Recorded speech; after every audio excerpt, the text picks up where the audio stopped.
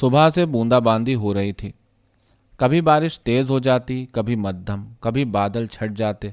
सूरज बादलों से झांकता, आंख मिचोली करता, कहीं धूप होती, कहीं छाँव। दिन ढले, बारिश बिल्कुल बंद हो गई, मगर मौसम खुशगवार था। कैसर मिर्ज़ा घर से निकला और इशरत मंजिल की जानिब रवाना हुआ। कैसर मिर्ज़ा सूरज डूबने से पहले ही इशरत मंजिल में पहुंच गया।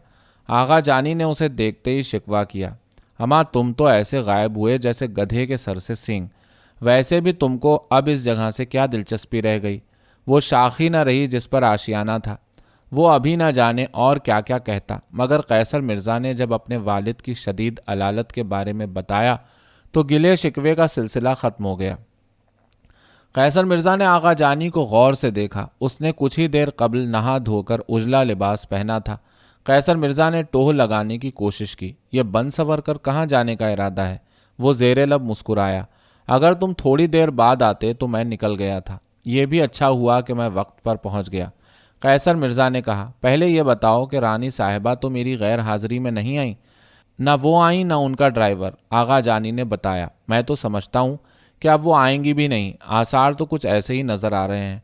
ऐसा तो नहीं कि वो आई हों और तुम यहाँ मौजूद न हो? कैसर मिर्ज़ा ने कयास आराई की। मेरा तो ख्याल है कि वो ज़रूर आई होंगी, और अगर ना आई होंगी तो अपने ड्राइवर या किसी मुलाजिम को ज़रूर भेजा होगा। जब से तुम गए हो उस वक्त से आज पहली बार ज़रा जल्दी निकल कर जाने का इरादा था। आगा ने सफाई पेश की। सूरज डूबते ही उनके इंतज़ार में बैठ जाता था। घर से बाहर भी गया तो इतनी रात गए जब उनकी आमद का कोई इम्कान न रहा। तुमको क्या खबर उनके इंतज़ार में क्या क्या परेशानी उठाना पड़ी। कई बार तो रात को भूखे ही सोना पड़ा। कैसर मिर्ज़ा खामोश रहा, गर्दन झुकाकर सोचने लगा। अम्मा क्या सोचने लगे? आगा ने खामोशी से उकताकर टोका।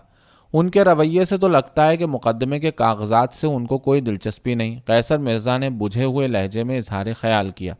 मैं तो ये सोच रहा था कि कागजात को जितना अहम और ज़रूरी तुम समझ रहे हो वो उतने अहम ही न हो। ऐसा नहीं है, आगा ने इत्तेफाक़ी राय न किया। मेरी इत्तला तो यह है कि कागजात बहुत अहम हैं और मुकदमे के दोनों ही फरीक़ों के लिए अहम है। तुमने कागजात के बारे में किसी से मालूमात हासिल करने की कोशिश की थी? हाँ, आगा ने एतराफ़ किया। तुमसे तो इस सिलसिले में बात भी हुई थी। पिछले इतवार का जिक्र है। मैं सुबह ही सुबह घर से निकला और सीधा तहव्वुर अली ख़ान के पास पहुंचा। इधर उधर की बातें करने के बाद मैंने नवाब सफ़ी का जिक्र छेड़ा, मगर खिलाफ मामूल इस दफ़ा उन्होंने नवाब सफ़ी के ख़िलाफ़ कुछ न कहा। मैंने ताव दिलाने की कोशिश भी की, लेकिन वो ज़रा न भड़के। मैंने तो उनकी बातों से ये अंदाज़ा लगाया कि वो नवाब सफ़ी से सुलह सफ़ाई के लिए बेचैन है। बात दरअसल यह है कि आजकल तहव्वुर अली ख़ान की हालत बहुत पतली है। उनका सारा खर्च तो नवाब सफ़ी उठाते थे, उन्हीं के बलबूते पर ऐश करते थे। कागजात के बारे में वो क्या कहते थे? कैसर मिर्ज़ा ने मुदाखलत की।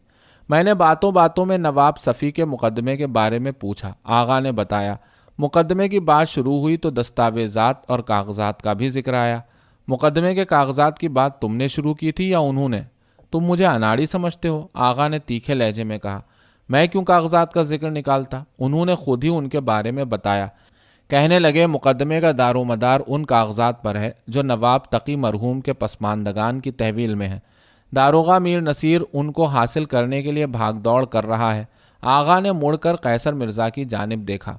तुम मीर नसीर को नहीं जानते। पहले वो नवाब तकी मरहूम का मुलाजिम था, मुकदमे की पैरवी में वही पेश पेश था। अब वो नवाब सफ़ी की सरकार से वाबस्ता है। दारोगा मीर नसीर का जिक्र मैंने तलत आरा से सुना था, मगर उसे कभी देखा नहीं। तलत आरा की राय उसके बारे में कुछ अच्छी नहीं। कैसर मिर्ज़ा ने झिझकते हुए दरियाफ्त किया। तुम उससे मिले थे? हाँ, चंद ही रोज़ कबल मेरी उससे मुलाकात हुई थी। आगा ने बताया। हुआ यह कि जब तहव्वुर अली ख़ान ने कागजात की अहमियत जताई तो मैं चौकन्ना हुआ। उस वक्त तो खामोश रहा। एक रोज़ का गौता देकर फिर तहव्वुर अली ख़ान के पास पहुंचा। उनको कुछ और कुरेदा, फिर ये इशारा दिया कि मुकदमे के कागजात मिल सकते हैं। तुमने उनको सब कुछ साफ साफ तो नहीं बता दिया? कैसर मिर्ज़ा ने घबरा कर पूछा। अम्मा तुम मुझे भी अपनी तरह लौंडा समझते हो? आगा ने फ़ौरन वजाहत की। मैंने बहुत घुमा कर बात की थी। तहव्वुर अली ख़ान ने बहुत इसरार किया, मगर मैंने ज़रा हवा न लगने दी। ये तक ना बताया कि मैं इन दिनों इशरत मंजिल में रहता हूँ। वो ज़ेरे लब मुस्कुराया। लेकिन उनको तो बहाना चाहिए था। उसी रोज़ अपनी बहन के पास पहुँचे, उनसे जिक्र किया। उन्होंने नवाब सफ़ी को बुलाकर साले बहनोई के दरमियान सुलह सफ़ाई करा दी।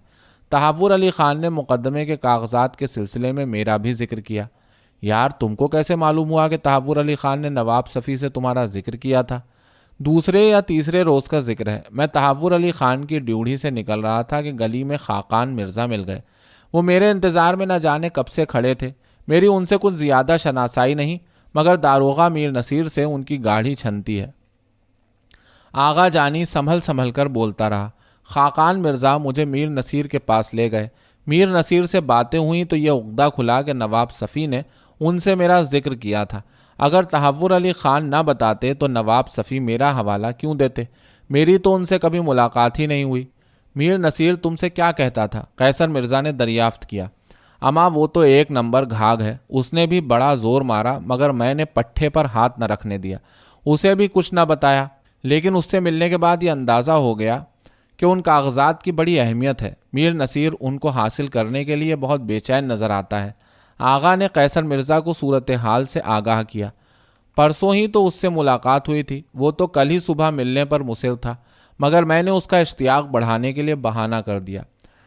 اس وقت اسی کے پاس جا رہا تھا، میرا انتظار ہی کر رہا ہوگا، اس نے قدرے تامل کے بعد کہا۔ اچھا ہوا وہاں جانے سے قبل تم سے ملاقات ہو گئی، مگر یار رانی صاحبہ سے جب تک ملاقات نہ ہو جائے داروغہ میر نصیر سے تم کو نہیں ملنا چاہیے تھا۔